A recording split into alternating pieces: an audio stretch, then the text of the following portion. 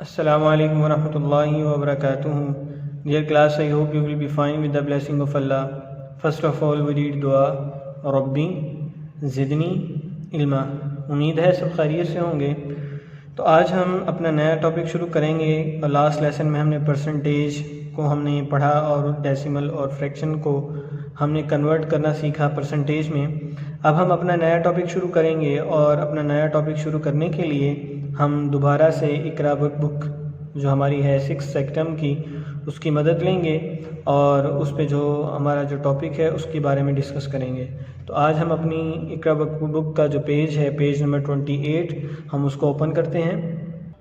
ये हमने अपना पेज नंबर 28 ओपन कर लिया, जो हमने चैप्टर नंबर 7 शुरू किया है। इसमें कुछ चीज़ें उसने हमें बताई हैं जिनको सीखना बहुत ज़रूरी है, और उनमें जो सबसे पहले हमारे पास है fraction, decimal, ratio and percentage.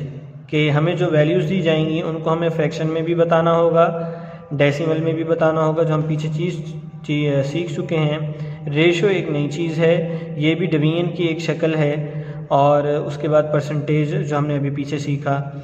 लेकिन इन सब चीज़ों को करने से पहले जो चीज़ें हमें वो देगा एक्सरसाइज में, उनमें कुछ यूनिट्स इस्तेमाल हुए हैं जो हमारी डेली लाइफ के अंदर इस्तेमाल होते हैं। हम उनको इस्तेमाल करने से पहले उनके बारे में जानेंगे और उनको सीखेंगे कि आया वो यूनिट्स क्या हैं और उनकी मिकदार कितनी होती है। तो यहाँ पे देखिए, सबसे पहले इन आवर डेली लाइफ, हमारी रोज़मर्रा ज़िंदगी में, we measured the different things in different units, कि हम बहुत सारी मुख्तलिफ़ चीज़ों को डिफरेंट यूनिट्स के साथ इनके हम देखते हैं। अब ये यूनिट्स क्या हैं? इन यूनिट्स को these units are called units of measurement, और इन यूनिट्स को पैमाइश के यूनिट कहा जाता है, जिनके अंदर हम इस्तेमाल करते हैं। और आम रूटीन में जो सबसे ज़्यादा उर्फ़-ए-आम में इस्तेमाल होने वाला यूनिट है वो केजी है, किलोग्राम है। जैसे हम दुकान पे चीज़ लेने के लिए जाते हैं, किलोग्राम में दे दें, और दूध की दुकान पे जाते हैं तो हम दूध अपना लीटर में लेते हैं। इनकी जो मिल्क प्रोडक्ट्स हैं, लिक्विड में, पानी की शक्ल में जो चीज़ें हमारे पास इस्तेमाल हम करते हैं, उन पे आप देखें कि लीटर लिखा होता है, और इन यूनिट्स को हम अपनी रोज़मर्रा ज़िंदगी में इस्तेमाल करते हैं। तो अब वो बताना चाहता है कि हम किन चीज़ों को किस यूनिट में इस्तेमाल करते हैं। आप फ्रूट ख़रीदने के लिए जाते हैं, apples are weight in kilogram, यानी कि आप उसको किलोग्राम में लेते हैं। इनके जो ठोस चीज़ें हैं, सॉलिड चीज़ें जो उनसी हैं, उनको हम किलोग्राम में उसको इस्तेमाल करते हैं। उसके लिए जो यूनिट हमारा इस्तेमाल होता है वो किलोग्राम है। इसी तरह milk is weight in litre और मिलीलीटर, यानी कि जो हमारी वाटर से तशबीह रखती हैं, वाटर जैसी चीज़ें हैं, पानी जैसी चीज़ें हैं, जो लिक्विड है हमारे पास, उसको हम लीटर या मिलीलीटर में इस्तेमाल करते हैं। और आप अपनी बोतल के ऊपर भी देखें तो हम दुकान में जब बोतल ख़रीदने के लिए जाते हैं तो वहाँ पे यही कहते हैं कि हमें हाफ़ लीटर या 1 लीटर या 1.5 लीटर की बोतल दे दें। तो वहाँ पे लीटर का लफ्ज़ इस्तेमाल किया जाता है पानी के लिए। और जब हम बाज़ार कपड़े ख़रीदने के लिए जाते हैं, cloth is measured in metre, और यहाँ पे हम इसका मीटर का इस्तेमाल करते हैं। अब मीटर कितना होता है, उसके अंदर कितनी मिकदार होती है, आज हम उसके बारे में पढ़ेंगे। और इसके साथ साथ हम जब चीज़ों को egg are count in dozen, dozen mean दर्जन, इनके दर्जन जो है वो उसका लफ्ज़ जो हम इस्तेमाल करते हैं दर्जन का, वो किन चीज़ों के लिए करते हैं, वो हम फ्रूट में भी इस्तेमाल करते हैं, एग्स में भी इस्तेमाल करते हैं, और बाकी भी चीज़ों में उसको इस्तेमाल किया जा सकता है। इनके हर चीज़ के अंदर इस्तेमाल किया जा सकता है उसको, इनकी ये काउंट करने के लिए इस्तेमाल की जाती हैं आम रूटीन में। तो हमारे पास जो यूनिट्स हैं, अहम some important units of measurement, पैमाइश के जो ख़ास यूनिट्स हैं उनको आज हम पढ़ेंगे। तो और उनकी मिकदार भी आज हमने याद करनी है। असल मकसद आज का यही है कि आज हमने यूनिट्स के मुतालिक पढ़ना है, और इन यूनिट्स को पढ़कर हमने याद भी करना है। और आपने अपनी पिछली क्लास में भी, पेप 6 में भी आपने इनको पढ़ा होगा। तो 1 किलोमीटर है जौन सा, वो 1000 मीटर के बराबर होता है। अब 1 किलोमीटर 1000 मीटर के बराबर है। फिर इसको पढ़ने से हमारे जहन में ये सवाल आता है कि मीटर कितना होगा। तो 1 मीटर है जौन सा, वो 100 सेंटीमीटर होता है। तो 100 सेंटीमीटर को जब हम पढ़ते हैं तो फिर हमारे पास एक नया लफ्ज़ आ जाता है, सेंटीमीटर। अब 1 मीटर में तो 100 सेंटीमीटर हो गया, हमें पता चल गया, लेकिन हमने 100 सेंटीमीटर करने के लिए हमें 1 सेंटीमीटर का भी मालूम होना ज़रूरी है। और उसके लिए हम क्या करते हैं कि 1 सेंटीमीटर है जौन सा वो 10 मिलीमीटर के बराबर होता है, जो आपने प्रेप 6 में भी पढ़ा।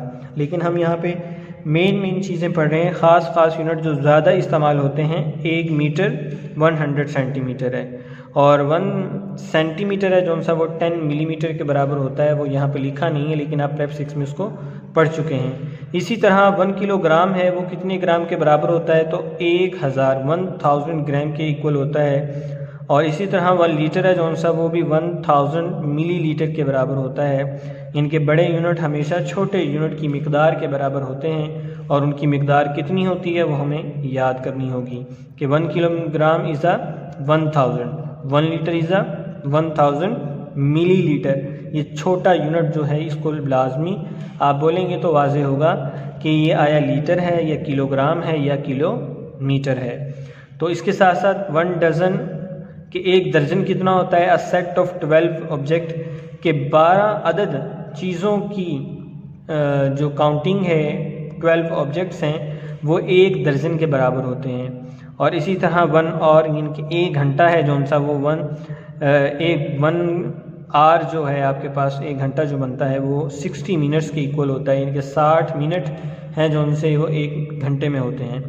तो ये चीज़ें आपने याद करनी हैं, और जब आपको ये यूनिट्स याद होंगे तभी हम फ्रैक्शन, डेसिमल, रेशो और परसेंटेज के बारे में हम जान सकेंगे।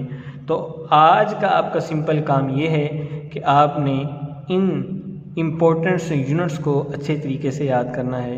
अगर आपसे पूछा जाए 1 किलोमीटर किसके बराबर है, 1000 मीटर, और अगर आपसे पूछा जाता है 1000 मीटर किसके बराबर है, तो 1 किलोमीटर। और अगर आपसे यूँ पूछा जाए कि 2000 मीटर किसके इक्वल होगा, तो आप बताएंगे कि अगर 1 किलोमीटर में 1000 हैं तो 2000 जो मीटर्स होंगे वो 2 किलोमीटर के इक्वल होंगे। इस तरह से आपने इनकी प्रैक्टिस करके इनको आपने याद करना है। और आज का आपका जो काम है वो है भी यही कि आपने लर्न करना है इकरा वर्कबुक का जो पेज नंबर 28 है। आज का हमारा ये मुख्तसर सा काम है लेकिन बड़ा अहम है। इसकी मदद से हम अपनी एक्सरसाइज का जो क्वेश्चन नंबर 3 है उसको कंप्लीट करेंगे, और उसको कंप्लीट करने के लिए, उसको समझने के लिए इन यूनिट्स का याद होना बहुत ज़रूरी है। उम्मीद है कि आज का लेसन आपको समझ भी आया होगा, और वैसे भी मुख्तसर है तो आप इसको अच्छे तरीके से करेंगे इंशाअल्लाह। तो सभी करेंगे ना इंशाअल्लाह? जी, वेरी गुड, माशाल्लाह। इसी तरह आपने इसको करना है, और इंशाल्लाह नेक्स्ट लेसन में इनकी मदद से हम अपना जो फ्रैक्शन, डेसिमल, रेशो और परसेंटेज की जो वैल्यूज़ में हमने एक्सप्रेस करना है उनको करने में आसानी होगी अगर आपको ये चीज़ें मालूम होंगी। तो इंशाल्लाह नेक्स्ट लेसन में मुलाकात करते हैं। तो तब तक के लिए इजाज़त दीजिए। अल्लाह निगहबान।